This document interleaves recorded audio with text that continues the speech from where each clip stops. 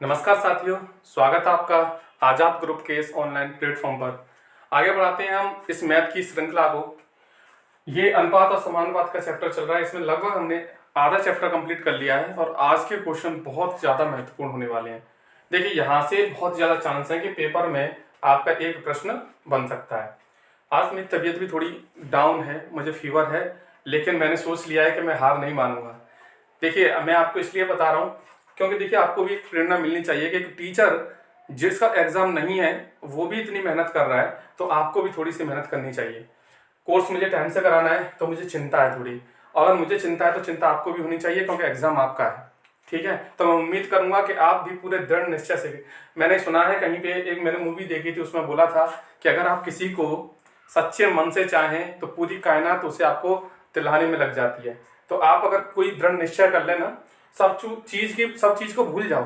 बस एक मन में एक ही चीज रहनी चाहिए, पढ़ाई। बस जब तक आपका एग्जाम नहीं है, 2 महीने या 3 महीने सिर्फ आपको कुछ नहीं लिखना चाहिए, सिर्फ किताबें देखनी चाहिए।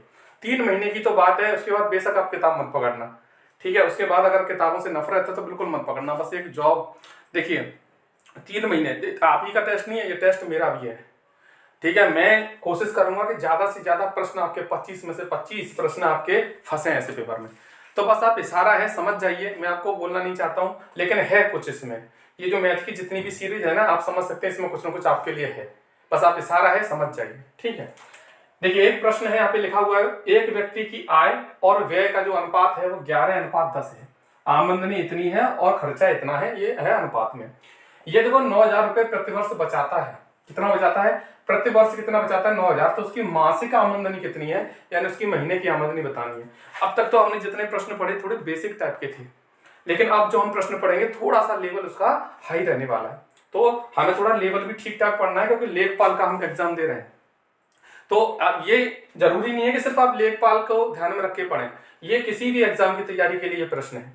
तो आमदनी इतनी है, खर्चा इतना है, और वो 9,000 रुपए प्रति वर्ष बचाता है, तो उसकी मासिक आमदनी क्या होगी? आप ध्यान देना, ये बचत जो कर रहा है वो साल की कर रहा है। अगर मैं इसको महीने की बात करूंगी तो महीने की कितनी बचत करेगा, तो एक मंथ की बचत करनी है, तो मंथ यार कितने होते हैं? 12। तो 12 से आप इसमें क्या देंगे? भाग देंगे। 12 से भाग देने पर 750 रुपए आएगा, यानी एक महीने की उसकी बचत कितनी है? 750। अब ये महीने में दे रखा है रेशियो, एक महीने की आमदनी इतनी है, खर्चा इतना है एक महीने का, तो यहां पर बचत कितने की कर रहा है वो? एक रेशियो की। कितने की? एक रेशियो की। और यहाँ रियल में कितनी बचत कर रहा है वो? 750 रुपए की। यानी एक रेशियो मेरा 750 रुपए के बराबर है। मुझे निकालना क्या है इसमें? उसने निकालना है, ये देखो 9,000 रुपए प्रतिवर्ष बचाता है, तो उसकी मासिक आमदनी कितनी है? तो यानी कि मासिक आमदनी 11 का मान निकालना है। तो एक का मान जब 750 है तो 11 का मान कितना होगा? तो 750 का गुणा आप किससे कर लेंगे? 11 से कर लेंगे, आपका आंसर आ जाएगा। ठीक है, तो ये आएगा 8,250। कितना आएगा? 8,250। स्टूडेंट यहाँ पर गलती कर देते हैं कि वे 9,000 देखते नहीं है कि ये प्रतिवर्ष है या प्रतिमाह है। ठीक है, ये जो 9,000 बचत करता है वो हर पूरी साल में करता है, तो एक महीने में कितना करेगा? 12 का भाग दे देंगे, क्योंकि 12 महीने होते हैं, 750 रुपए एक महीने में बचाएगा। अगर एक महीने में इतना कमा रहा है, इतना खर्च कर रहा है, तो यहाँ कितना बचा रहा है? यहाँ एक रेशियो बचा रहा है। और अगर रियल में कितना बचा रहा है? 750 रुपए बचा रहा है, यानी एक का मान 750 के बराबर है। तो आमदनी कितनी है उसकी? 11। तो 11 का मान पूछा है, आप गुणा कर लेना, इसका आंसर आ जाएगा। नेक्स्ट क्वेश्चन देखिए। क्वेश्चन कह रहा है कि यदि किसी धन को ए बी सी में इस अनुपात में बांटा गया, 3:5:7 में बांटा गया, और बोला है उसने यदि सी का जो भाग है, यानी सी का जो हिस्सा है 7 है, वो ए के भाग से 1,600 रुपए अधिक है, तो बी का हिस्सा क्या होगा? यार 5 का मान क्या होगा? तो मैंने बताया था, इस पिछली वाली वीडियो में आपको बताया ही था कि आपको ये ध्यान देना है कि ये जो संख्या दे रखी है, जो भी संख्या है, वो कितने अनुपात के बराबर है। तो आप देखेंगे ये संख्या, यहाँ पर आप ध्यान से देखेंगे तो ये सी का भाग और ए के भाग का क्या है? अंतर है। यानी सी का भाग ए के भाग से 1,600 रुपए अधिक है। और रुपयों में बोला जाए तो सी का भाग ए के भाग से 1,600 रुपए अधिक है, और अनुपात में देखा जाए तो कितना अधिक है? 4 रेशियो अधिक है। यानी 4 का मान 1,600 के बराबर है, तो एक रेशियो का मान किसके बराबर होगा? 400 रुपए के बराबर होगा। तब मुझे एक का मान पता चल जाएगा तो मैं कितने का ही मान निकाल सकता हूँ। पूछा क्या है? 5 का मान। तो 5 का मान पूछा, तो 400 में आप 5 का क्या कर देंगे? गुणा कर देंगे, तो ये आ जाएगा 2,000 रुपए। यानी कि बी का हिस्सा कितना है? 2,000 रुपए। ये इस प्रश्न में बोला गया है कि दो संख्याएं हैं ए और बी, वो 3:5 में है, और बोला है कि दोनों संख्याओं का जो गुणनफल है वो 2160 है। तो आपको छोटी संख्या बतानी है, यानी 3 की वैल्यू बतानी है कितनी होगी। तो पहले तो ये जो है 2160 किसके बराबर है, आप कहेंगे दो संख्याओं का गुणनफल के बराबर है, लेकिन यहाँ पे आपको अनुपात दे रखा है और मैंने बताया था किसी अनुपात को आपको संख्या में कन्वर्ट करना हो तो क्या कर लें, x से मल्टीप्लाई कर लें दोनों में। तो इसका मतलब ये संख्या बन गई, ये भी संख्या बन गई। अब दोनों संख्याओं का जो गुणनफल है वो इसके बराबर है, तो आप ऐसे कर सकते हो। सो आप करेंगे तो 5 3 15 और x गुणा x क्या होगा, x का स्क्वायर, तो ये आएगा 2160। 15 का आप इसमें डिवाइड देंगे तो ये लगभग जाएगा 15 एकम 15, 15 चौक 15 चौक 60 और 15 चौक 60, 144 बार। और यहाँ से आप स्क्वायर हटाएंगे तो इस पर रूट लगने वाला है और ये संख्या रूट से बाहर क्या बन के आएगी, 12 बन के आ जाएगी। ये तो आई x की वैल्यू, लेकिन मुझे तो संख्या पूछी है, संख्या क्या है 3x है और ये क्या है 5x है। ये अनुपात है, ये संख्या है, क्योंकि x का मल्टीप्लाई कर लिया तो संख्या बन गई। तो छोटी संख्या पूछी है तो आप x की वैल्यू यहाँ रख दो, 3 का गुणा x से करेंगे 12 × 36, तो 36 ही इसका आंसर होगा। क्या होगा इसका आंसर, बड़ी पूछता तो 5 में मल्टीप्लाई कर देते x का। तो नेक्स्ट क्वेश्चन की तरफ, a अनुपात b ये रहा और b अनुपात c ये रहा। बोला है कि अगर 750 रुपए टोटल है तो इसमें a का हिस्सा क्या होगा। टोटल कितना है 750 रुपए, तो a का हिस्सा बताना है। तो a का हिस्सा तो हम तब बता देंगे ना, पहले इस अनुपात को है ना एक सिंगल लाइन में लिखें। और ये मैंने आपको बताया भी था कि a अनुपात b अनुपात c निकालना है तो आप कैसे निकालेंगे, a b के नीचे a b रखेंगे, ये रहा, और b c के नीचे b c रखेंगे। फिर क्या करते थे, इस 2 को आगे बढ़ा देंगे, इस 7 को इधर आगे बढ़ा देंगे और इनका मल्टीप्लाई करेंगे तो ये आएगा 35, ये आएगा 14 और ये आएगा 26।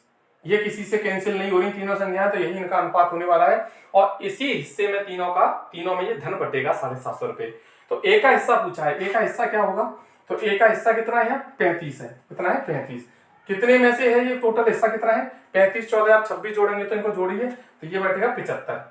75 में से 35 हिस्सा किसका है, a का है, लेकिन रुपए कितने बांटने हैं, 750 रुपए बांटने हैं।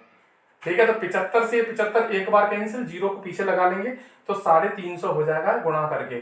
तो a का हिस्सा आ गया 350 रुपए। अगर इसी प्रकार से b का हिस्सा पूछता तो b कितना हो जाता, 14 हिस्सा हो जाता, किसमें से 75 में से। टोटल कितना है 75, 14 में हिस्सा b का, और कितने रुपए बांटने हैं 750 रुपए। तो ये 10 बार कैंसिल होता है, ये 140 रुपए आ जाता b का हिस्सा। ठीक है, ऐसे ही आप c का भी। चलिए बढ़ते हैं आगे नेक्स्ट क्वेश्चन की तरफ।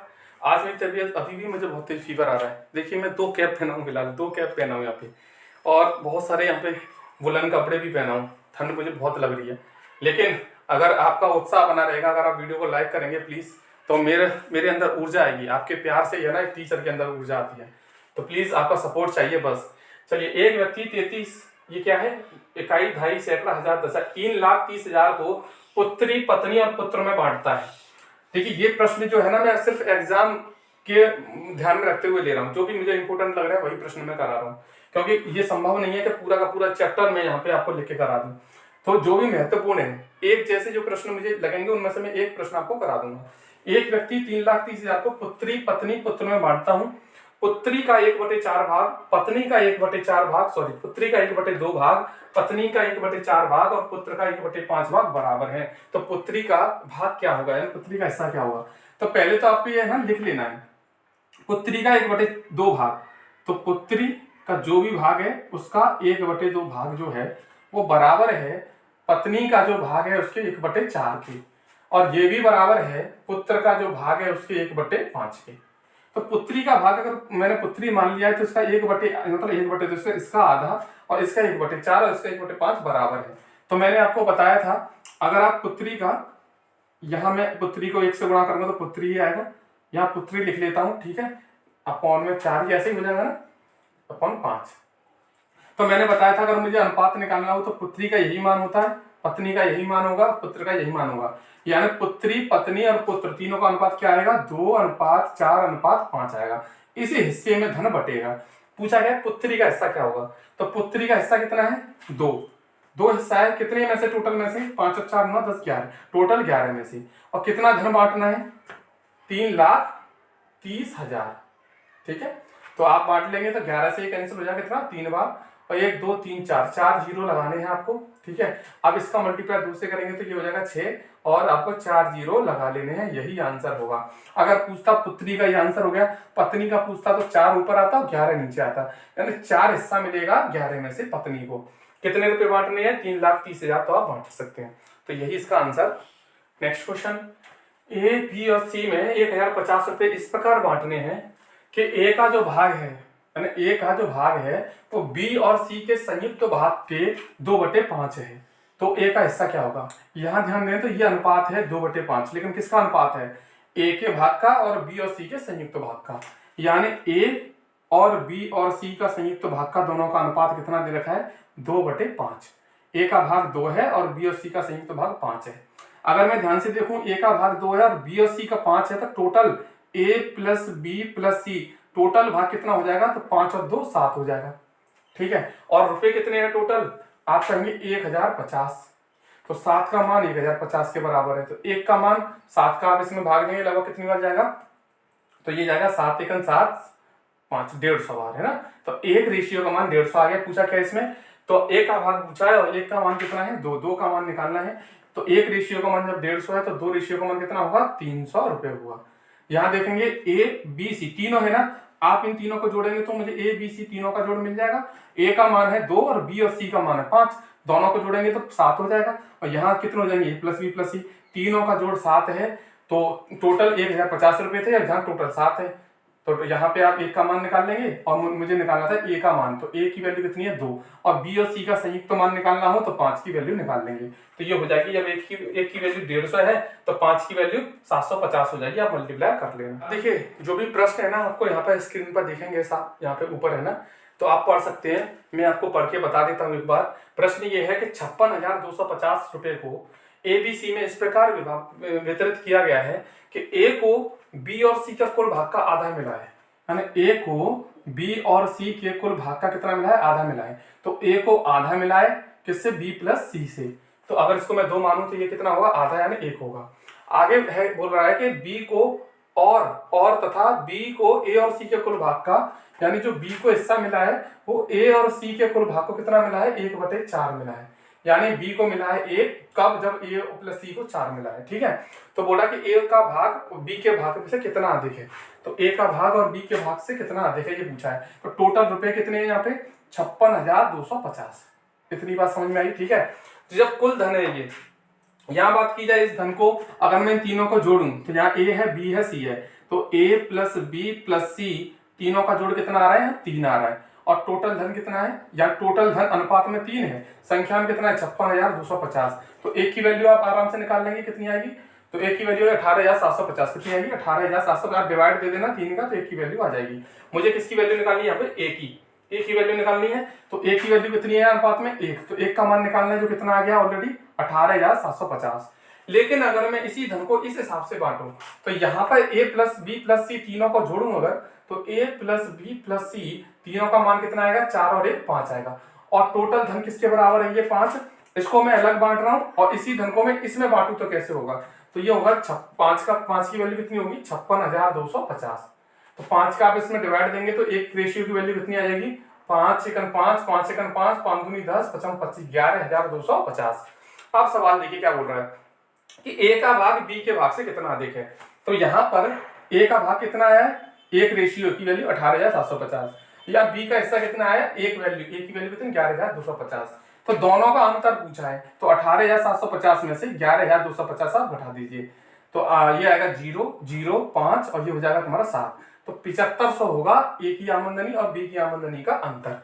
तो ये आंसर आएगा 7500। नेक्स्ट क्वेश्चन आपको स्क्रीन पर दिख ही रहा होगा। क्वेश्चन एक बार मैं पढ़ के बता देता हूँ। क्वेश्चन देखिए, ये क्वेश्चन है ना, बहुत बार पूछा गया है इसलिए मैं इसे करा देता हूँ। किसी मानचित्र के लिए पैमाना 1:4 × 10⁵ दिया है। यदि मानचित्र में 2 बिंदुओं के बीच की दूरी 4 सेंटीमीटर है, 2 बिंदुओं के बीच की दूरी कितनी है, 4 सेंटीमीटर है। ये वास्तविक है, ये मानचित्र में है। तो मानचित्र में दूरी कितनी दे दी है, 4 सेंटीमीटर। ये 1 सेंटीमीटर है तो उसने दे दिए 4 सेंटीमीटर। ठीक है, यहाँ पर 4 सेंटीमीटर है। मानचित्र में दूरी कितनी है, 4 सेंटीमीटर, और वास्तविक दूरी कितनी है, 4 × 10⁵ सेंटीमीटर। ठीक है, ये सेंटीमीटर में दे रखी है सारी वैल्यू। तो उसने बोला है कि इन 2 बिंदुओं के बीच की वास्तविक दूरी कितनी है, यानी कि अगर इन दोनों के बीच की दूरी कितनी है 4, तो वास्तविक दूरी यहाँ पे कितनी बनेगी, ये पूछा है सवाल में। तो पहले वास्तविक दूरी को ये सेंटीमीटर में दे रखा है, इसे किलोमीटर में चेंज कर लेते हैं, क्योंकि थोड़ी सी बड़ी वैल्यू है तो किलोमीटर में चेंज करने के बाद थोड़ी छोटी हो जाएगी। तो देखो 4 × 10⁵ सेंटीमीटर को अगर हम नॉर्मल फॉर्म में लिखेंगे तो हमें पता है 1 किलोमीटर में कितने मीटर होते हैं, आप कहेंगे 1000 मीटर होते हैं। अगर मैं 1 किलोमीटर में सेंटीमीटर में बदलूं तो इसमें किसका गुणा हो जाएगा, आप कहेंगे 100 का गुणा हो जाएगा। तो ये कितना हो जाएगा, 1 2 3 4 5 सेंटीमीटर। ठीक है, यानी कि अगर मैं 1 किलोमीटर में पूछूं कितने सेंटीमीटर होते हैं तो आप कहोगे, इसे आप ऐसे भी लिख सकते हैं 10 की पावर 5। 1 किलोमीटर में कितने सेंटीमीटर, आप कहोगे 10 की पावर 5, कितने जीरो है, 1 2 3 4 5 तो 5 है ना। तो ये कितना है, 10 की पावर 5 सेंटीमीटर होते हैं 1 किलोमीटर में। लेकिन यहाँ क्या है, 10 की पावर 5 तो 1 किलोमीटर हो गया, लेकिन 1 का गुणा जब 4 से करेंगे तो कितना हो जाएगा, ये 4 किलोमीटर हो जाएगा। ठीक है, इसका मतलब ये हुआ कि आप ध्यान दें इधर कि ये सेंटीमीटर में दूरी है, दो बिंदुओं के बीच की दूरी मानचित्र में है, और ये वास्तविक दूरी है। तो मानचित्र में कितना बड़ा, आप कहोगे 4 बड़ा। तो 1 से 4 आने के लिए 4 का गुणा किया होगा, इसमें आप 4 का गुणा करेंगे तभी तो ये 4 आए, तो आप इसमें भी 4 का गुणा कर देंगे। और जैसे ही आप इसमें 4 का गुणा करेंगे तो ये कितना हो जाएगा, 16 किलोमीटर हो जाएगा। कितना हो जाएगा, 16 किलोमीटर। यानी कि मानचित्र में जो 4 सेंटीमीटर बड़ा है, 1 सेंटीमीटर से मानचित्र, दो मानचित्र, एक मानचित्र ही मान लो, ठीक है। इस मानचित्र में ये जो दूरी है दो, ये 4 सेंटीमीटर की दूरी पर है। मानचित्र में तो दूरी देखा होगा बहुत छोटी सी दिखती है, लेकिन होती कितनी किलोमीटर दूर है ना वास्तविक में। तो ये कह रहा है कि 1 सेंटीमीटर का मान इतना वास्तविक किलोमीटर है। तो अगर 4 सेंटीमीटर की दूरी दो बिंदुओं के बीच की है तो कितनी होगी वास्तविक में। तो इसमें यहां से यहां कैसे आया 4, तो यहां से ये कैसे आएगा 4 का गुणा करके। तो 4 किलोमीटर, इसको मैंने किसमें बदल दिया, किलोमीटर में। तो 4 किलोमीटर को 4 से गुणा करेंगे तो 16 किलोमीटर। तो इसका आंसर क्या रहने वाला है, 16 किलोमीटर। तो वास्तविक दूरी कितनी होगी, 4 सेंटीमीटर की जो दूरी मानचित्र में होगी वो वास्तविक में 16 किलोमीटर है। थोड़ा अच्छा क्वेश्चन है, अब ध्यान से पढ़िए इसे। एक चतुर्भुज है, अब चतुर्भुज में कितनी भुजाएं होती हैं, 4, और कोण भी कितने होते हैं, 4। और चतुर्भुज के चारों कोणों का योग 360 होता है, और त्रिभुज के तीनों कोणों का योग 180 होता है, ये आपको पता ही होगा ऑलरेडी। तो चतुर्भुज के 4 कोण हैं, ठीक है, वो इस अनुपात में 6:3:4:5 में दे रखे हैं। तो यहां पर मैंने योग किया, अगर चारों कोणों का अनुपात में तो कितना आएगा, तो चारों कोणों का योग आया 18 यूनिट अनुपात में है, लेकिन रियल में कितना होता है, 360 डिग्री होता है। अगर मैं एक यूनिट की वैल्यू यहाँ पर निकालूं तो कितनी आएगी, 18 दूनी 36, यानी 20 डिग्री आएगा, यानी एक अनुपात का मान 20 डिग्री आएगा। और एक त्रिभुज का सबसे छोटा कोण चतुर्भुज के सबसे बड़े कोण का 1/4 है। अनुपात क्या दे रखा है यहाँ पे, 6:3:4:5। अगर मैं बात करूं कि चतुर्भुज का सबसे बड़ा कोण कौन सा होगा, आप कहेंगे ये 6 डिग्री होगा, सॉरी 6 अनुपात होगा। तो एक यूनिट की वैल्यू कितनी है, 20 डिग्री। तो 6 यूनिट का मान कितना होगा अनुपात में, आप कहेंगे इन दोनों का मल्टीप्लाई कर लें, तो 6 यूनिट की वैल्यू कितनी होगी, 120 डिग्री। यानी कि जो चतुर्भुज है उसका सबसे बड़ा कोण क्या होगा, 120 डिग्री होगा। तो सबसे छोटा कोण त्रिभुज का जो है वो चतुर्भुज के सबसे बड़े कोण का 1/4 है। यानी चतुर्भुज का जो सबसे बड़ा कोण है ना 120, इसका 1/4 कर देंगे आप, तो ये आ जाएगा किसका कोण, ये आ जाएगा त्रिभुज के सबसे छोटा कोण। ये है त्रिभुज का सबसे छोटा कोण। उसने बोला है कि त्रिभुज का जो सबसे छोटा कोण है, त्रिभुज का जो सबसे छोटा कोण है वो चतुर्भुज के सबसे बड़े कोण से का 1/4 है। तो पहले तो मैंने चतुर्भुज का सबसे बड़ा कोण निकाला है, 6 की वैल्यू निकाली, उसका 1/4 कर दिया, तो ये जो वैल्यू आई ये त्रिभुज के सबसे छोटे कोण के बराबर है। यानी कि एक कोण मुझे सबसे छोटा पता चल गया, त्रिभुज का कितना, 30 डिग्री। मैं थोड़ा सा बड़ा बना लूं इसे, ये त्रिभुज है और एक कोण जो सबसे छोटा है वो कितना है, 30 डिग्री त्रिभुज का। आगे कह रहा है कि त्रिभुज का सबसे बड़ा कोण, जो सबसे बड़ा कोण है, कोई इन दोनों में से कोई एक कोण है, मान लो कुछ भी, वो चतुर्भुज के दूसरे सबसे बड़े कोण। अब इसमें देखिए सबसे बड़ा कोण तो ये रहा, दूसरा सबसे बड़ा कौन सा होगा, ये होगा। अब इसकी वैल्यू किसके बराबर होगी, आप कहेंगे एक की वैल्यू 20, तो 5 की वैल्यू कितनी होगी, 100 डिग्री के बराबर। कितनी, 100 डिग्री। तो दूसरा सबसे बड़ा कोण जो चतुर्भुज का है, चतुर्भुज का जो दूसरा सबसे बड़ा कोण है, त्रिभुज का सबसे बड़ा कोण चतुर्भुज के दूसरे सबसे बड़े कोण से 10 डिग्री अधिक है। यानी दूसरा सबसे बड़ा कोण जो चतुर्भुज का है, यानी 5 की वैल्यू है, इससे 10 डिग्री अधिक है, यानी 110 डिग्री है कौन, त्रिभुज का सबसे बड़ा कोण। और सबसे बड़ा कोण इनमें से आपने इसको मान लिया, मान लो। तो पूछा है कि त्रिभुज का दूसरा सबसे बड़ा कोण होगा, यानी कि एक कोण की वैल्यू निकालनी है। और हमें पता है त्रिभुज के तीनों कोण की का योग कितना होता है, 180 होता है। तो आप इन दोनों को जोड़ के 180 से घटा देंगे तो ये वैल्यू आ जाएगी। तो 110 और 30 140, और 180 में से 140 गए तो कितने बचेंगे, 40। यानी कि ये तीसरा कोण आ गया, यही दूसरा सबसे बड़ा कोण है। पहला सबसे बड़ा कोण ये रहा, दूसरा ये रहा। मैं एक बार और फिर से रिवाइज करा दूं। चतुर्भुज के चारों कोणों का योग कितना होता है, आपने कहा 360। और अनुपात में कितना है 18 यूनिट। 18 यूनिट का मान 360 डिग्री, तो 1 यूनिट का मान 20 डिग्री। जब एक का मान पता चल गया तो मैं सबके मान निकाल सकता हूं, लेकिन मुझे जरूरत नहीं है क्योंकि मुझे सबसे बड़े और दूसरे सबसे बड़े को ही निकालना है, उसी से संबंध बताया गया त्रिभुज का। तो एक त्रिभुज का जो सबसे छोटा कोण है, त्रिभुज का जो सबसे छोटा कोण है वो क्या है कि चतुर्भुज के सबसे बड़े कोण का 1/4 है। तो पहले मैंने 6 की वैल्यू निकाली, यानी चतुर्भुज का सबसे बड़ा कोण निकाला और इसका 1/4 कर दिया, तो त्रिभुज का सबसे छोटा कोण आ गया। और कह रहा है कि जो त्रिभुज का जो सबसे बड़ा कोण है ना, वो जो चतुर्भुज का दूसरा सबसे बड़ा कोण है, यानी 5 की वैल्यू कितनी निकाली आपने 100 डिग्री, इससे 10 डिग्री ज्यादा है। ये जो 10 डिग्री ज्यादा है ये क्या है, ये त्रिभुज का सबसे बड़ा कोण है। तो त्रिभुज का सबसे छोटा कोण 30 डिग्री और ये त्रिभुज का सबसे बड़ा कोण 110 डिग्री। और तीनों कोणों का योग कितना होता है 180 होता है। जब दो कोण आपको पता चल गए तो इन दोनों को जोड़ के आप 180 से घटा देंगे तो एक और कोण पता चल जाएगा। नेक्स्ट क्वेश्चन की तरफ बढ़ते हैं। क्वेश्चन आपको दिख ही रहा है, 4 पात्र हैं, 4 बर्तन हैं और चारों बर्तन में दूध और पानी का मिश्रण है। ठीक है, पहले बर्तन में जो मिश्रण है दूध और पानी का वो कितना है 5:3, यानी ये दूध है और ये क्या है पानी है पहले बर्तन में। दूसरे बर्तन में जो मिश्रण है वो कितना है 2:1, ये दूध है ये पानी है दूसरे बर्तन में। तीसरे बर्तन में जो मिश्रण है वो 3:2 में है और चौथे बर्तन में जो मिश्रण है वो 4:7:4 में है। ये ऊपर वाला दूध है नीचे वाला पानी है, इसी क्रम में उसने बोला है। देखिए चारों पात्रों में जो दूध और पानी का मिश्रण है वो इस अनुपात में दे रखा है। बोल रहा है कि किस बर्तन में दूध की मात्रा सबसे कम है, यानी कि दूध की मात्रा सबसे कम किस बर्तन में है। तो आप देखिए, आप अगर इसको सॉल्व कर ले थोड़ा पॉइंट में, अगर उनकी वैल्यू निकालने तो पता चल जाएगी कि दूध की मात्रा सबसे कम किस में है। तो देखो आप है ना 3 से इसमें डिवाइड दो 5 में, तो 3 से इसमें डिवाइड देंगे लगभग 3 एकम 3 और 2 बचेगा 3 अंक 18, लगभग 1.6 आएगा। ठीक है, आप इसका डिवाइड इसमें 2 में देंगे तो कितना आएगा 2 ही आएगा। आप 2 का डिवाइड 3 में देंगे तो लगभग कितना आएगा 2 एकम 2 और 1.5 आएगा, ये 1.5। और 4 का डिवाइड देंगे तो कितना आएगा 4 एकम 4, 4 7 28, 1.7 आएगा।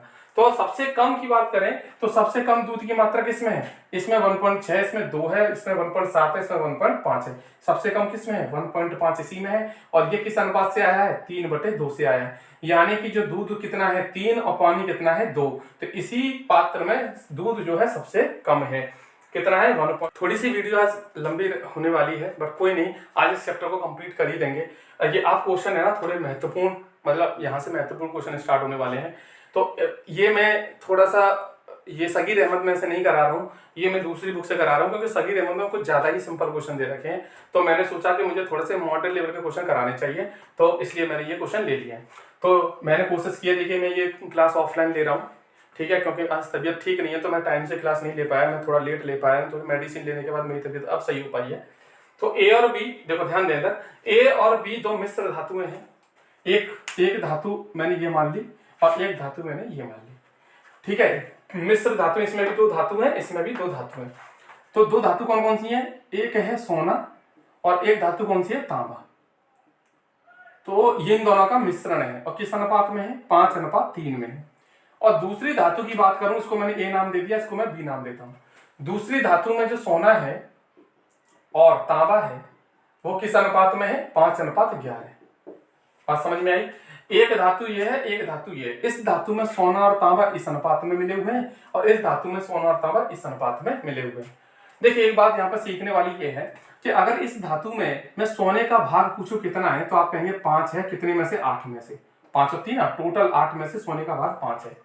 अगर मैं तांबे की बात करूं, ये है सोना, अगर मैं तांबे की बात करूं तो तांबे का हिस्सा कितना है, आप कहेंगे 3 हिस्सा है, कितने में से 8 में से, ये है तांबा। इसमें आप निकालेंगे सोना कितना है 5, कितने में से 16 में से, ये है सोना। और अगर मैं तांबे की बात करूं तो 11 है तांबा, कितने में से पूरे 16 में से। बात समझ में आई। क्वेश्चन क्या कह रहा है कि 2 मिश्र धातुओं को अनुपात कितना किस अनुपात में मिलाया गया, 2 मिश्र धातुएं जो है ना सोने और तांबे को क्रमशः 5:3 तथा 5:11 अनुपात में मिलाकर बनाया गया है। इन धातुओं की समान मात्राओं को पिघलाकर एक तीसरी धातु बनाई गई है। यहां से भी आपने सोना तांबा और यहां से भी सोना तांबा समान लिया है, तो एक तीसरी धातु बनाई गई सी, मैंने सी मान ली। तो पूछा है तो बताइए कि सी में सोना और तांबा किस अनुपात में होगा। बात समझना। अब पहले तो ये बताइए, यहाँ पर ये 5 और 3 है, तो यहाँ से सोना कितना बनेगा 5/8 और तांबा इतना बनेगा। और सोना यहाँ पे कितना है 5/16 और ये तांबा कितना है इतना, ठीक है। अगर मैं यहाँ से भी सोना लूं यहाँ से भी सोना लूं, दोनों के सोने को मिलाऊं तो सोना टोटल कितना बनेगा दोनों धातु में, दोनों धातुओं से सोना कितना आने वाला है, आप कहेंगे 5/8 सोना यहाँ से लेंगे इस भाग में से और 5/16 आप सोना उसमें से लेंगे, तो टोटल सोना जो हुआ कितना होगा, आप जोड़ लो इन दोनों को, ये हो जाएगा 16 एलसीएम, 8 दूनी 16, ये हो जाएगा 10 और 16 कौन सी 5। तो आप कहेंगे इसमें जो सोने की मात्रा आएगी इन दोनों धातुओं को मिलाएंगे तो यहाँ से सोना की मात्रा इतनी आएगी, यहाँ से सोने की मात्रा इतनी आएगी, दोनों को मिलाएंगे तो यहाँ से सोने की मात्रा कितनी आने वाली है, इतनी आने वाली है। और अगर मैं तांबे की बात करूं तो इस धातु में से तांबा कितने निकलेगा 3/8 और इसमें से तांबा कितना निकलेगा 11/16। टोटल अगर दोनों धातुओं को मिलाऊं तो टोटल तांबा कितना निकलेगा, तो आप कहेंगे 3/8 में 11/16 को ऐड कर दें तो एलसीएम 16 आएगा, ये हो जाएगा 8 दूनी 16, 3 दूनी 6 और ये हो जाएगा 11, आप कहेंगे 17/16। तो तांबा कितना आएगा 17/16।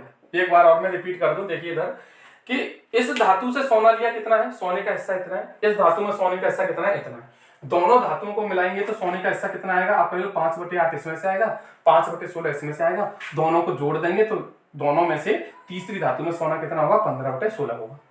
अब तांबे की बात करें, सेम तांबा ऐसे कितना होगा, इतना होगा। दोनों का अगर मैं अनुपात निकालूं तो आप कहेंगे 16 से 16 कैंसिल हो जाएगा, तो जो तीसरी धातु यानी सी है उसमें सोना कितना होगा 15 और तांबा कितना होगा 17। शायद यही हमसे पूछा है कि सी धातु में सोना और तांबा किस अनुपात में होगा, आप कहेंगे 15:17 में होगा। तो यही इसका आंसर होने वाला है 15:17। उम्मीद है आपको ये क्वेश्चन समझ में आया होगा, अगर नहीं समझ में आया तो अभी मैं ऐसे बहुत सारे क्वेश्चन कराने वाला हूँ। मुझे उम्मीद है आपको ये कॉन्सेप्ट ये बहुत महत्वपूर्ण है, मिश्रण वाले सवाल यहाँ से प्रश्न बनने के बहुत ज्यादा चांस है, ठीक है। तो आप एक बार वीडियो को पुनः रिवाइंड करके देख लें, अगर थोड़ा सा बेहद ही महत्वपूर्ण क्वेश्चन है, नोट कर लेना, ऐसे इंपोर्टेंट डाल लेना और ये बहुत ज्यादा चांस है कि ये प्रश्न आपके पेपर में आए। कैसे करते हैं इन प्रश्नों को, बड़े ध्यान से समझना। कोई चीज मिलाई जाए निकाली जाए उसके लिए मैं आपको एक बेहतरीन तरीका बताता हूँ। पहले देखो सवाल को समझते हैं कि एक 60 लीटर का मिश्रण है, क्या है, एक 60 लीटर का एक मिश्रण है, यानी कोई पात्र में 60 लीटर मिश्रण है। किस किस का मिश्रण है, आप कहेंगे एक दूध है उसमें और उसमें क्या है पानी है, और दूध की मात्रा कितनी है उसमें 3 हिस्सा दूध का है और 1 हिस्सा पानी का है, कोई दिक्कत यहाँ तक नहीं। और टोटल अगर मैं बात करूं मिश्रण कितने का है, आप कहेंगे 60 लीटर का टोटल मिश्रण है। इस अनुपात को 2:1 बनाना है, 2:1 बनाना है तो इसमें कितना पानी आपको मिलाना होगा। उसने बोला है कि इसको 2:1 बनाना है तो पानी कितना मिलाना पड़ेगा। अब ऐसे सवालों में जब कोई चीज मिलाई जाए तो आपको एक कॉन्सेप्ट पता होना चाहिए। मैं बता दूं कि किसी भी पात्र से अगर हम कोई भी मिश्रण निकालें तो जो अनुपात होता है उस पात्र में, जैसे मान के चलो किसी पात्र में अनुपात 7:3 है, दूध और पानी का जो अनुपात है 7:3 है। अगर मैंने उसमें एक बाल्टी मिश्रण निकाल लिया तो वह मैंने मिश्रण निकाली एक बाल्टी, तब भी अनुपात उस पात्र में 7:3 ही रहेगा, और जो बाल्टी में मैंने मिश्रण निकाला है उसमें भी अनुपात 7:3 रहेगा।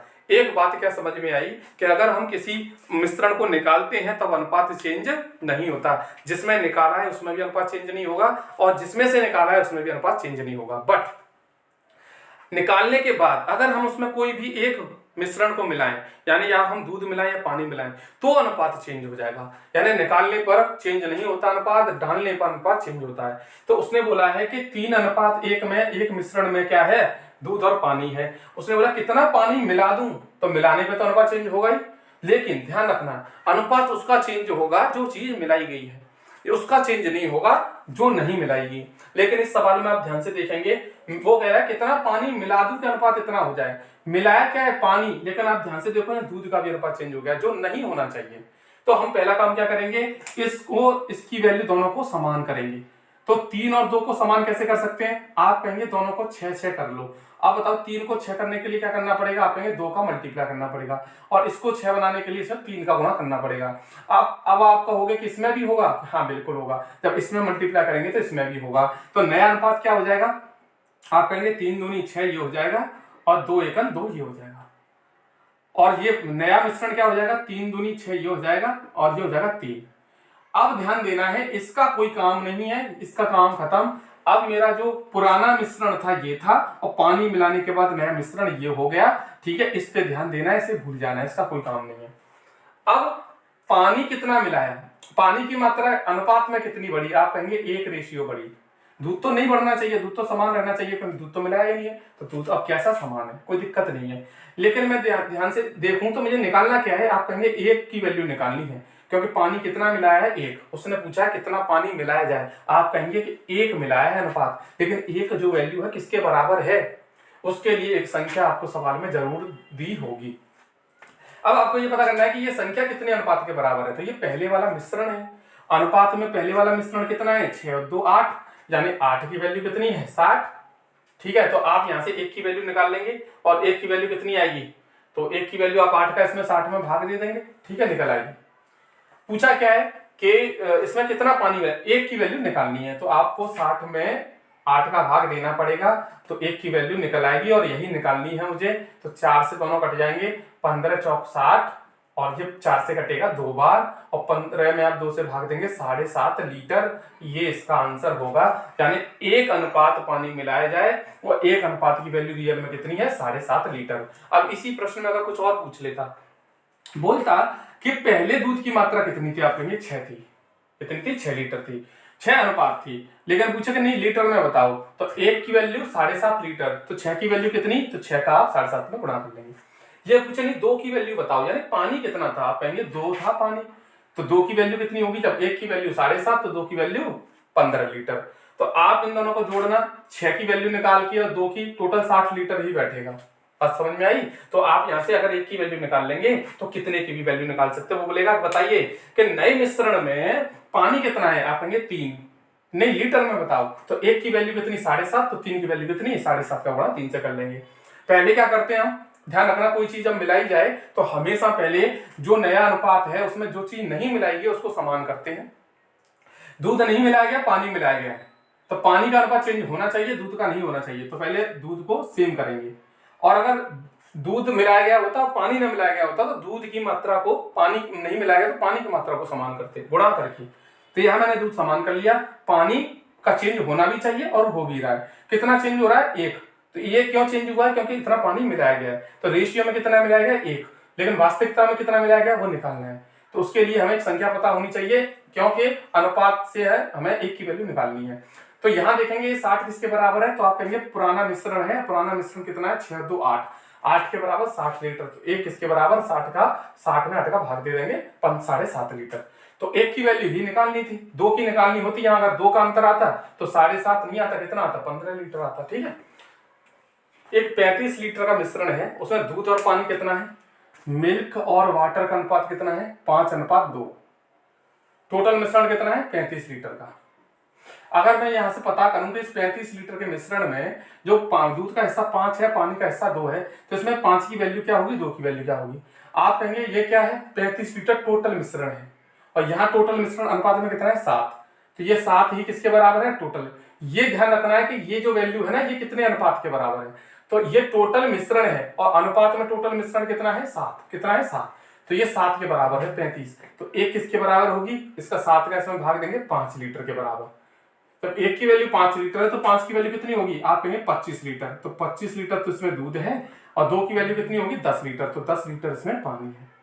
अब यहाँ पर अगर मैं इसका अनुपात निकालूं तो 25 लीटर दूध और 10 लीटर, यहाँ पे मैंने लिख दिया दूध और यहाँ लिख दिया पानी। अब सवाल में बोला गया है कि यदि मैं 5 लीटर दूध और डाल दूं तो दूध कितना हो जाएगा, यहाँ पे 30, इसमें 5 लीटर और मिल जाएगा, तो ये दूध 30 लीटर हो जाएगा, पानी 10 लीटर। तो नया अनुपात क्या होगा, तो नया अनुपात क्या होगा, 3:1 होगा, दूध 3 हो जाएगा, पानी 1 हो जाएगा, यही इसका आंसर होगा। ठीक है, नेक्स्ट क्वेश्चन है, 2 बर्तन है ए और बी, उसमें दूध और पानी का अनुपात क्या है, तो एक बर्तन में दूध और पानी का अनुपात, ए बर्तन में इसे मान लेता हूं, इसमें मिल्क और वाटर का जो अनुपात है वो कितना है, 5:3। दूसरा बर्तन मैंने माना बी, और इसमें मिल्क और वाटर का जो अनुपात है वो कितना है, आप कहेंगे 2:3। इन मिश्रणों को किस अनुपात में मिलाया जाए, यहां से भी कुछ मिल्क वाटर ले लो, यहां से भी कुछ ले लो, किस अनुपात में लें कि जो नया मिश्रण बने उसमें दूध और पानी क्या हो जाए, आधा आधा हो जाए, यानी आधा आधा यानी 1:1 हो जाए, बराबर हो जाए दोनों। तो ऐसे प्रश्न करने के लिए जहां 2 मिश्रण को अनुपात में मिलाने की बात बोले, तो या तो दूध की मात्रा ले लो पूरी यहां से, या पानी की मात्रा ले लो। ठीक है, तो मैंने क्या किया, दोनों से सिर्फ दूध की मात्रा ले ली। क्या ले ली मैंने, दूध की मात्रा ले ली। तो यहां से दूध कितना आएगा, आप कहेंगे 5 आएगा, कितने में से, 8 में से। और यहां से दूध कितना आएगा, आप कहेंगे 2 है दूध, कितने में से, 5 में से। ठीक है, ये आपको एलिगेशन मेथड से करना है।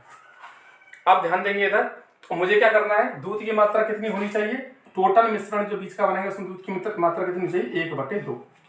ठीक है, अब क्या करते हैं, इसको एलिगेशन को ऐसे लगाते हैं। एलिगेशन कब लगाया जाता है, एलिगेशन तब लगाया जाता है जब दो चीजें ली जाए एक कॉमन चीज बनाने के लिए। तो इसमें से भी आपने मिश्रण लिया, इसमें से एक तीसरी चीज बनाने के लिए, तो यहाँ एलिगेशन लग जाएगा। तो सिर्फ या तो दूध लो या पानी लो। तो मैंने दूध कितना लिया, 5, कितने में से, 8 में से। यहाँ से दूध लिया कितना, 2, कितने में से, 5 में से। तो मिश्रण जो नया बना उसमें दूध कितना है, आधा, यानी 1:1। तो ये अगर मिल्क है, ये वाटर है, तो मिल्क की वैल्यू कितनी होगी, 1, कितने में से, 1 और 1, 2 में से, है ना। तो यही तो होगा। आप ध्यान दो इधर, तो आप 2/5 1/2, यानी 5/8 में से 1/2 घटाएंगे तो कितना आएगा, ये आएगा 1/8। कितना आएगा, 1/8। और आप 1/2 में से 2/5 घटाएंगे तो कितना आएगा, बड़े में से छोटा घटाना है तो 1/10। यानी कि जो दूध था वो कितना हो गया, 1/10 और 1/8। ठीक है, तो ये तो आ गई दूध की वैल्यू, ये आ गई पानी की वैल्यू। तो यहाँ पर आप देखेंगे ध्यान से, तो इन दोनों का अगर अनुपात निकालें तो कितना आएगा, आप कहेंगे ये आएगा 10:8।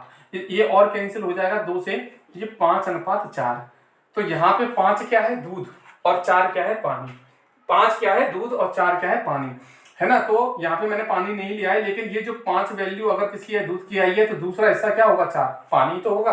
उस पूरे मिश्रण में 2 चीजें ही तो है, दूध और पानी। अगर दूध की वैल्यू यहाँ पर 4 आई है तो दूसरी पानी की तो होगी 4।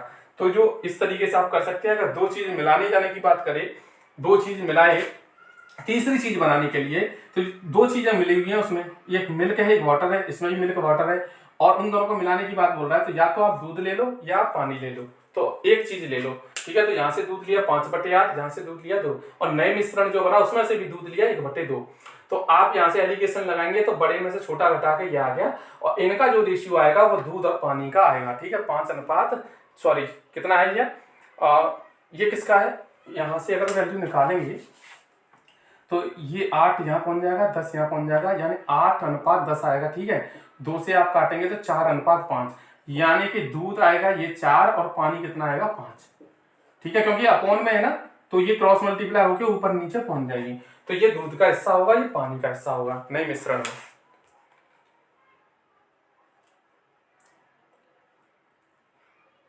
प्रश्न अगर मैं बात करूं, मैं अगर देखिए इसे और थोड़ा सा सरल बनाना चाहूं, तो आप कहेंगे सर ये अपॉन में जो संख्याएं आती हैं इसे हम हटा सकते हैं। बिल्कुल हटा सकते हैं। देखिए जो नीचे वाली संख्या है ना, 8, 5 और 2, इनका आप पहले मल्टीप्लाई करो, तो 8×5 40 और 40×2 80। अगर हम 80 का मल्टीप्लाई सब में कर देंगे तो नीचे वाली जो संख्या है ना वो कैंसिल हो जाएगी। तो आप देखेंगे इधर 8 से ये 10 बार कटेगा, 10×5 50, और ये 5 से कितनी बार कटेगा, 16 बार, 16×2 32, और ये कटेगा 2 से 40 बार, और 40 से 40। अब देखिए एलिगेशन कितना सिंपल होगा, इसमें से ये घटाया कितना बचा, 10, इसमें से ये घटाया कितना बचा, 8। इन दोनों का आप काट के थोड़ा सिंप्लीफाई कर लेंगे, ये हो जाएगा 4:5। तो दूध और पानी का अनुपात 4:5 बचेगा। इसका मतलब ये अपॉन की संख्याओं को आप कैंसिल भी कर सकते हैं, किससे, नीचे वाली संख्याओं का सबका मल्टीप्लाई एलसीएम ले लो, एलसीएम लेके सब में मल्टीप्लाई कर दो तो नीचे वाली सब कैंसिल हो जाएंगी। तो थोड़ा सा सिंप्लीफाई थोड़ा आसान बन जाएगा हमें घटाने में।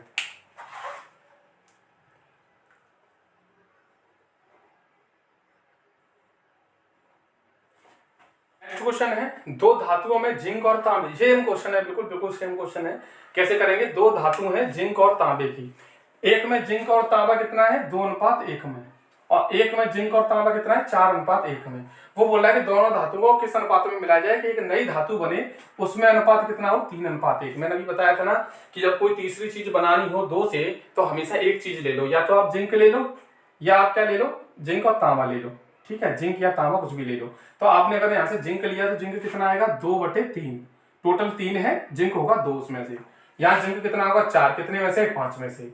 यहाँ जिंक कितना होगा, यहाँ जिंक कितना होगा, आप कहेंगे 3 है जिंक, कितने में से, 4 में से। ठीक है, तो अगर मैं एलिगेशन लगाऊं तो एलिगेशन क्या लगेगा, यहाँ से जिंक आएगा 2/3, यहाँ से जिंक आएगा 4/5, और बीच वाले में से जिंक कितना आएगा, 3/4।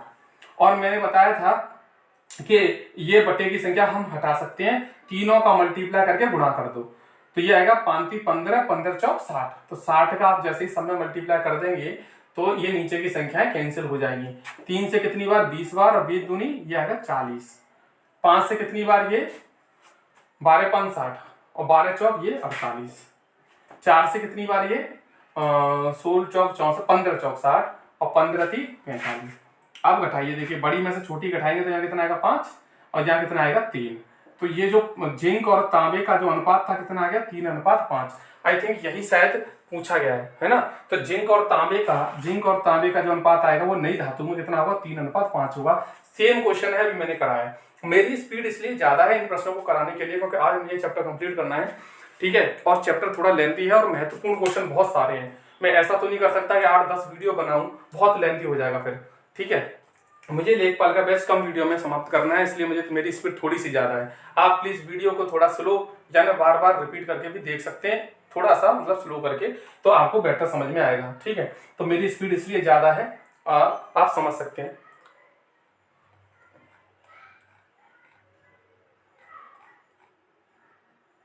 एक धातु है जिसमें तांबा और जिंक कितना है, तांबा और जिंक कितना है 9:4 में। जितने भी महत्वपूर्ण प्रश्न बन सकते हैं, मैं नहीं चाहता कि एक भी क्वेश्चन में छोड़ूं, सारे प्रश्न में करा रहा हूं, सारे महत्वपूर्ण, ठीक है। तांबा और जिंक किस अनुपात में, एक धातु में 9:4। तांबे का भाग 9 है और जिंक का भाग 4 है। और वो कह रहा है कि 24 किलोग्राम तांबे के साथ 24 किलोग्राम, उस धातु में अगर 24 किलोग्राम तांबा लूं तो बताइए कितना जिंक पिघलाना पड़ेगा, जिंक कितने किलोग्राम पिघलाना पड़ेगा। मैंने ये बताया था, आप ध्यान से सुने, सवाल को पहले समझें क्या कह रहा है। एक धातु है कोई और उस धातु में जो तांबा है वो 9 है और जिंक कितना है 4 है। अगर कह रहा है कि मैं किसी धातु को बनाऊं, उस धातु में अगर मैं जिंक 24 किलोग्राम लूं तो तांबा कितना लेना पड़ेगा। बात तो यही हुई ना, अगर आप तांबे को 9 लोगे तो जिंक 4 लेनी पड़ेगी। अगर तांबे को आप 2 का गुणा करें 18 लोगे तो इसमें भी 2 का गुणा यानी 8 लेनी पड़ेगी। बात समझ में आई। तो उसी तरीके से ये कह रहा है कि अगर मैं रियल में तांबा कितना लूं, 24 किलोग्राम लूं, यानी कि यहाँ पे तांबा 9 लेना है और ये रियल में 24 बोल रहा है, तो 9 की वैल्यू कितनी है 24 किलोग्राम। तो बोला जिंक कितनी लेनी पड़ेगी। अगर आप तांबा 9 लेते हैं तो जिंक 4 लेनी पड़ेगी और 9 का मान यहाँ 24 है, तो 4 की वैल्यू क्या होगी, तो आप कहेंगे 4 का गुणा और 9 का भाग, ठीक है। तो इसे काट लो 3 से, 8 24, 3 3 9 और 8 चौक 32 और 32 में आप देंगे 3 का भाग। ये किलोग्राम में वैल्यू आ जाएगी, लगभग बटे में आएगी। 3 10 बार जाएगा, 2 बचेगा 3, यानी कि ये वैल्यू आएगी 10 सही 2/3 किलोग्राम आपको जिंक लेनी पड़ेगी। देखिए तांबा अगर 9 लोगे तो जिंक 4 लेनी पड़ेगी। तांबा अगर 18 लोगे तो ये यानी ये दुगनी, तो ये भी दुगनी। उसने बोला है कि अगर मैं तांबे की जगह 24 किलोग्राम लूं, यानी ये 9 ले रहे हो अगर तांबा, तो 9 का मान 24 है, तो 4 लेनी पड़ेगी ये जिंक।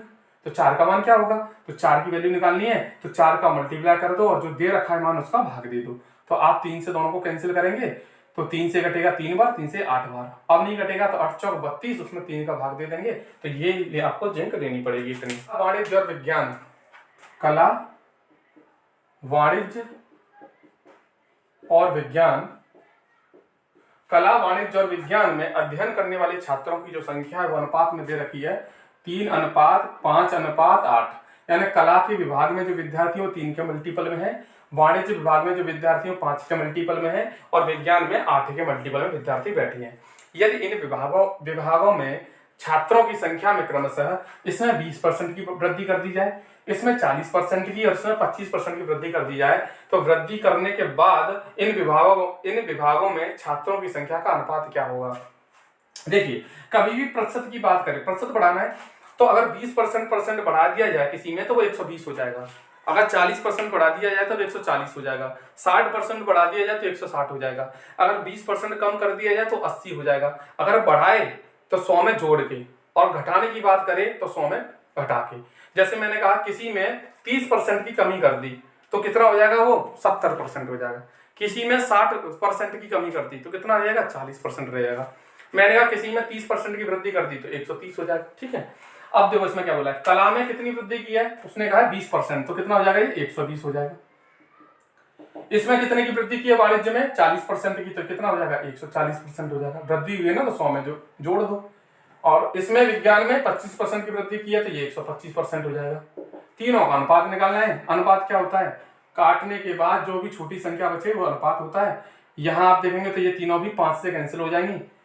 5 से ये कटेगी 3 गुणा ये 5 से कटेगी 5 दूनी 10 और 2 बचेंगे और 5 चौक 20।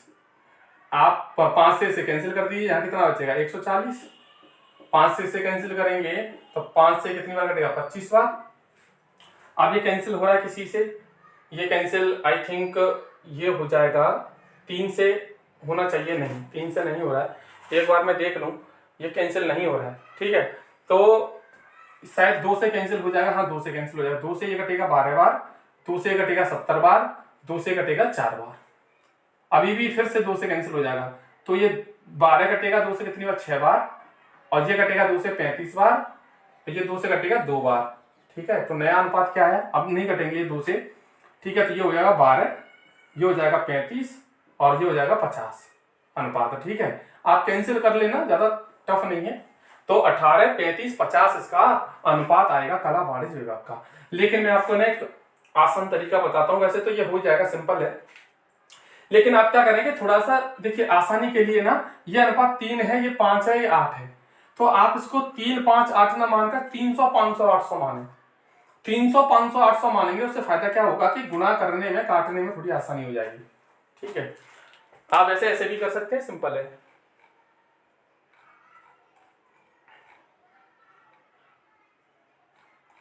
एक अनुपात 2 अनुपात 3 के अनुपात में दूरी तय की गई। यदि यात्रा के समय का जो अनुपात है वो 3 अनुपात 2 अनुपात 1 है, यानी आपको दूरी का अनुपात दे रखा है तीनों कारों का, और समय का भी अनुपात दे रखा है तीनों कारों का। मैं एक बार लिख लेता हूँ, 1 अनुपात 2 अनुपात 3 जो दूरी का अनुपात है, और 3 अनुपात 2 अनुपात 1 ये समय का अनुपात है। तो उनकी चालों का अनुपात क्या होगा, तो चाल बराबर क्या होता है, दूरी बटे समय। क्या होता है, दूरी बटे समय। तो अगर मैं कार ए बी सी 3 लूं और एक की बात करूं कि एक की चाल क्या होगी, तो आप कहेंगे दूरी बटे समय, यानी 1/3 होगी। अगर मैं दूसरी कार की चाल की बात करूं तो दूरी बटे समय, ये कितनी होगी, 2/2 होगी। आप तीसरी कार की चाल की बात करें तो कितनी होगी, दूरी बटे समय, यानी ये होगी। तीनों का क्या पूछा है, अनुपात पूछा है। ठीक है, तो अनुपात कैसे निकालते हैं, कौन की संख्याओं का एलसीएम लेके। 3 दूनी 6 एलसीएम आएगा, 3 का भाग इसमें जाएगा 2 बार, इसमें जाएगा 2 का भाग 3, 3 दूनी 6, और ये हो जाएगा 1 6 6 18। ठीक है, तो ये आप ध्यान से देखें, इस 8 6 का कोई यूज नहीं होता नीचे वाली का, आप इनको 2 से काट सकते हैं। 2 से काटेंगे तीनों को तो कितनी बार कटेगी है, 1 3 और 9। तो ये तीनों कारों की चालों का अनुपात होगा। चाल बराबर दूरी बटे समय होता है, तो दूरी आपको दे रखी है, समय भी दे रखा है, कौन करना था बस। ठीक है, इतना सिंपल था ये।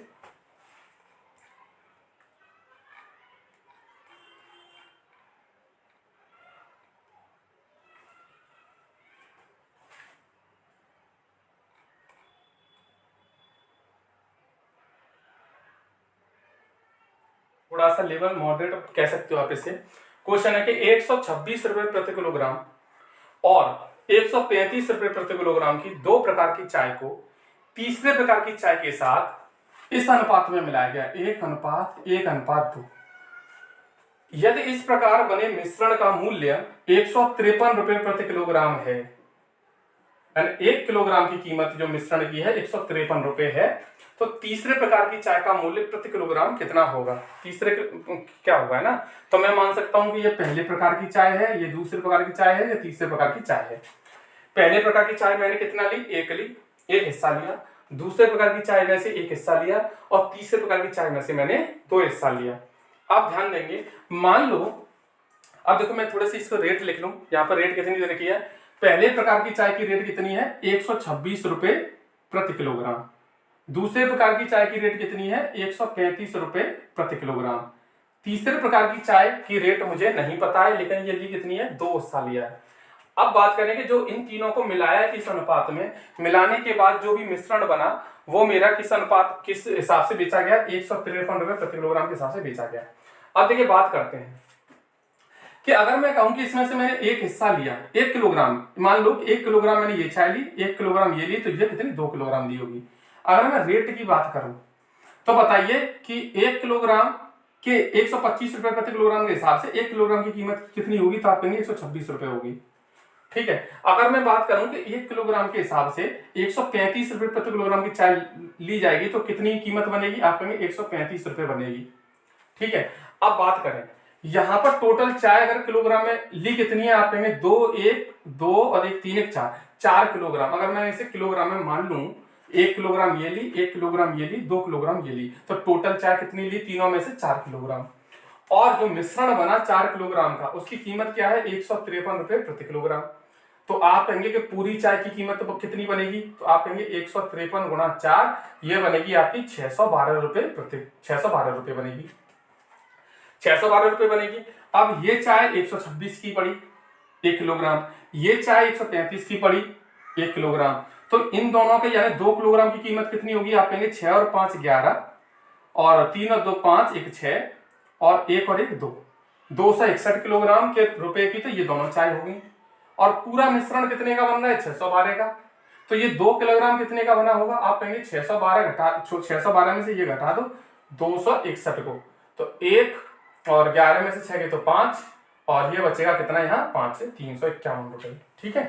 तो 2 किलोग्राम की कीमत कितनी बनेगी, 351 रुपए। एक बात ध्यान से सुने, एक बार मैं दोबारा बता रहा हूं। मान लो कि ये चाय जो थी मैंने 1 किलोग्राम ली, और 1 किलोग्राम की कीमत इतनी है तो इतने रुपए की बनेगी। ये चाय भी मैंने 1 किलोग्राम ली, तो 1 किलोग्राम की कीमत इसकी भी 135 है, तो इसकी 135 रुपए बनेगी। वो कह रहा है कि जो टोटल मिश्रण था ये 2 किलोग्राम ली, तो टोटल मिश्रण कितना है, 4 किलोग्राम का। इसकी कीमत 153 रुपए प्रति किलोग्राम है। टोटल मिश्रण जो बनाया उसकी कीमत 153 रुपए प्रति किलोग्राम है। तो 4 किलोग्राम की टोटल कीमत कितनी बनेगी, आप बनेगी 612 रुपए।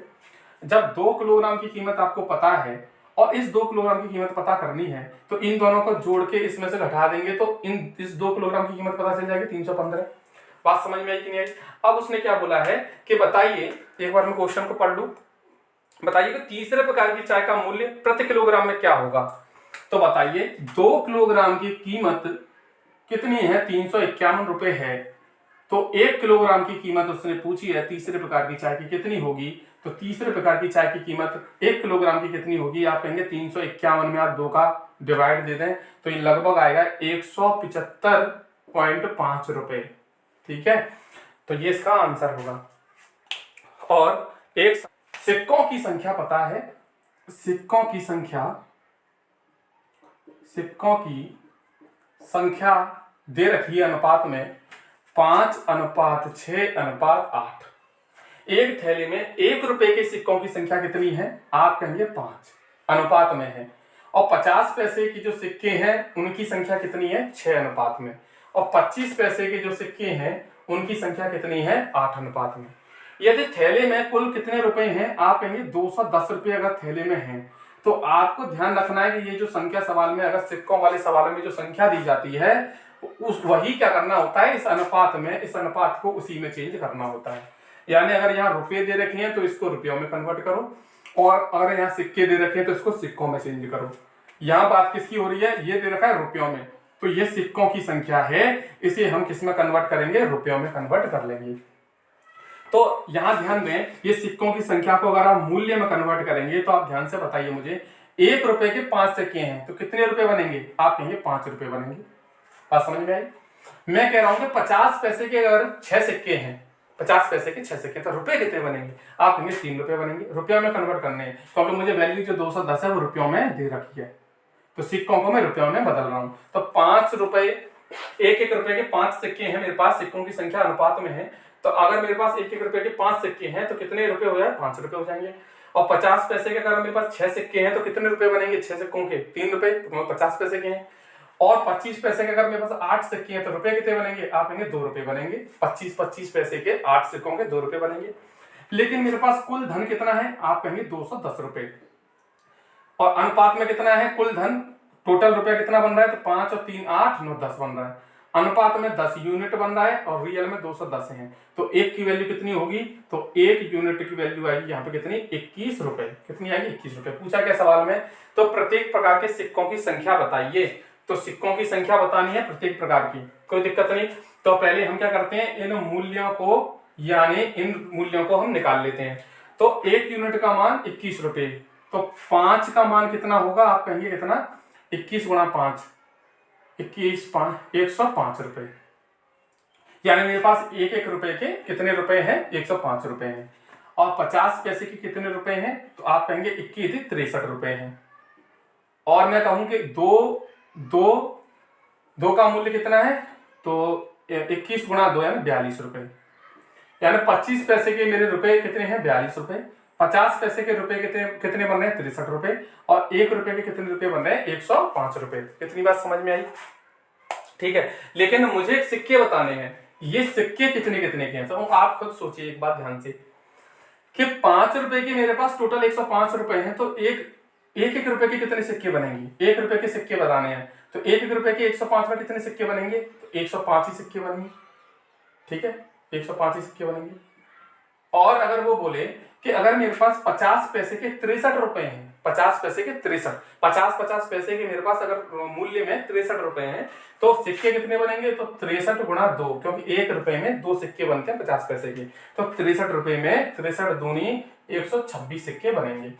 और अगर मैं बोलूंगा 25 पैसे के हिसाब से मेरे पास 42 रुपए हैं, 25 पैसे के हिसाब से 42 रुपए हैं, तो कितने सिक्के बनेंगे 25 पैसे के, 42 गुणा 4, क्योंकि 1 रुपए में 4 सिक्के बनते हैं 25 पैसे के। तो 1 रुपए में जब 25 पैसे के 4 सिक्के बनते हैं, तो 42 रुपए में कितने बनेंगे, 42 गुणा 4, 4 दूनी 8, 168 सिक्के। यानी टोटल मेरे पास जो सिक्के बने, एक रुपए के सिक्के बने 105, और तीन क्या है, ये 3 की वैल्यू, यहाँ पे 3 वैल्यू है, तो 63 रुपए है। तो 63 रुपए के कितने सिक्के बनेंगे 50 पैसे के, 126। और मेरे पास 25 पैसे के जो रुपए हैं 42 हैं, और उनको अगर सिक्कों में कन्वर्ट करूंगा तो कितने बनेंगे, 168 रुपए। तो एक और प्रश्न ऐसा कर लेते हैं, उसके बाद विराम देते हैं यहीं पे इसको, है ना। आगे एक प्रश्न और कर लेते हैं। रुपए के सिक्के हैं 20 रुपए, और 10 रुपए के सिक्के हैं, ये रुपए में है। और 5 रुपए के सिक्के हैं, 5 रुपए के सिक्के। ठीक है, का अनुपात क्या है, नोट है, नोटों का अनुपात क्या है, ये 5 की संख्या में है, ये 6 की संख्या में है, और ये 8 की संख्या में है। तो ये संख्या है नोटों की। और मेरे पास बोला गया ये थैले में कुल 2500 रुपए हैं। तो मैंने आपको बताया था ना, ये तो है नोटों की संख्या। अब इस नोटों की संख्या को मुझे रुपयों में कन्वर्ट करना है, क्योंकि मेरे पास संख्या क्या है, नोटों की है। तो थोड़ा ध्यान से यहाँ देखें, तो यहाँ पर अगर मैं किसमें कन्वर्ट करूं, मूल्य में, यानी रुपयों में कन्वर्ट करूं, तो आप बताइए 25 रुपए के मेरे पास 5 नोट हैं, तो कितने रुपए बनेंगे, तो 20 5 100 रुपए बनेंगे। कितने बनेंगे, 100 रुपए। आप कहेंगे कि 10 रुपए के मेरे पास 6 नोट हैं, तो कितने रुपए बनेंगे, आप कहेंगे 60 रुपए बनेंगे। और अगर मैं बोलूं, ये अनुपात में है, ठीक है, अगर मैं बोलूं 5 रुपए के 8 नोट है मेरे पास, तो कितने रुपए बनेंगे, 8 5 40 रुपए बनेंगे। लेकिन अगर मैं इन सबका अनुपात निकालूं, तो 0 से 0 कैंसिल, और 2 से कट जाएगा ये 5, ये 3, ये 2। यानी मेरे पास जो मूल्य आया, कितना आया, 20 रुपए के मेरे पास 5 के हिसाब से रुपए हैं, और 10 रुपए के मेरे पास 3 के हिसाब से रुपए हैं, और 5 रुपए के मेरे पास 2 के हिसाब से मूल्य है। ये रुपए हो गए। तो रियल में अनुपात में रुपए कितने बने, 5 और 3 8, तो 10 बने। और संख्या कितनी दे रखी है रुपयों में, 2500। तो 10 का मान 2500, तो 1 का मान कितना, तो आप कहेंगे 250। 1 का मान 250 आ गया, तो क्या निकालना है मुझे, तो 5 रुपए के नोटों की संख्या बतानी है। और 5 रुपए के नोटों की संख्या बतानी है, तो ये हो गया 250 रुपए। तो 5 रुपए का धन कितना हो जाएगा टोटल, तो आप कहेंगे 5 रुपए का धन कितना है, 2 में है। तो 1 का मान जब 250 है, तो 2 का मान कितना होगा, 500। यानी 5 रुपए का पूरा टोटल धन मेरे पास 500 रुपए है। 5 रुपए से जो धन बनेगा वो कितना बनेगा, 500 रुपए है मेरे पास। 5 रुपए का जो मूल्य है कितना है, 500 रुपए। 5 रुपए के हिसाब से मेरे पास 500 रुपए है।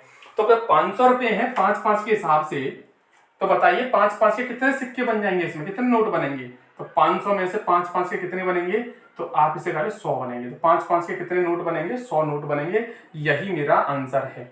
अब देखिए इसमें ये पूछ ले कि 10 रुपए के कितने नोट बनेंगे, तो आप कहेंगे 10 रुपए के पूरा मूल्य कितना है, तो 3।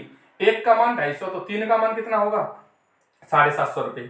जब 750 रुपए आपके पास 10 रुपए के हैं, तो कितने नोट बनेंगे 10 के, तो आप कहेंगे 75 नोट बनेंगे। ऐसे ही आप इसका भी निकाल सकते हैं। ठीक है, तो मुझे उम्मीद है आपको ये अनुपात समानुपात का चैप्टर समझ में आया होगा। देखिए मेरी स्पीड थोड़ी सी ज़्यादा है, और ये क्वेश्चन बहुत महत्वपूर्ण है, क्योंकि आज मुझे इस वीडियो में इस चैप्टर को कंप्लीट करना था। बात आपकी समझ में आ रही होगी। एक बार वीडियो को पुनः देख लें, ये बहुत ही महत्वपूर्ण प्रश्न है। आप कहेंगे जो पीडीएफ प्रोवाइड कराई है उसमें से क्यों नहीं कराया है, क्योंकि उसमें थोड़ा सा लेवल जो है बहुत ईजी है। मैं चाहता हूं कि आप थोड़ा सा मॉडरेट लेवल लेकर पढ़ें, क्योंकि जो लेखपाल का एग्जाम है उसमें मॉडरेट लेवल के प्रश्न पूछे जाएंगे, ना कि इतने ज्यादा इजी पूछे जाएंगे। तो आप एक बार और देख लें इस वीडियो को, मुझे उम्मीद है आपको ये समझ में आया होगा। देखो कुछ स्टूडेंट ऐसे होते हैं जो पहले ही पढ़ चुके हैं तो उनको तो ये आसानी से समझ में आ जाएगा, लेकिन कुछ स्टूडेंट ऐसे होते हैं जो पहली बार पढ़ रहे हैं। तो मैंने कोशिश की है इसे समझाने की, आप एक बार और देख लेंगे तो बहुत बेटर समझ में आ जाएगा। तो कल से हम जो नया चैप्टर स्टार्ट करने वाले हैं वो प्रतिशत का स्टार्ट करने वाले हैं, इसलिए मैंने इस अनुपात समानुपात के चैप्टर को पढ़ाया है, क्योंकि जो प्रतिशत का चैप्टर है वो अनुपात समानुपात पर ही आधारित है, ये बेस होता है। हो सकता है यहाँ से प्रश्न ना पूछे या हो सकता है पूछ ले, पूछेगा तो जितने भी प्रश्न कराए इससे बाहर नहीं आएगा। आप समझ जाओ, जो भी ये मेरा अनुभव है 10 साल का उसके हिसाब से मैं आपको बता रहा हूँ। अभी तक ऐसा नहीं हुआ कि मैंने बोला है और वो पेपर में ना आया हो, ठीक है। तो एक तजुर्बा होता है टीचर का, उस हिसाब से मैं आपको बता रहा हूँ। तो हम कल से धुआंधार सेशन एक प्रतिशत का एक चैप्टर स्टार्ट करेंगे, बहुत मजा आएगा। अगर मैं माफी चाहता हूँ, आज मेरी थोड़ी तबीयत खराब थी तो मैं लाइव क्लास नहीं ले पाया, तो ऑफलाइन क्लास है तो उसके लिए क्षमा चाहता हूँ। चलिए मिलते हैं हम कल एक नई वीडियो के साथ और प्रतिशत का चैप्टर स्टार्ट करेंगे। अपनी प्रैक्टिस करते रहें, स्वस्थ रहें, खुश रहें।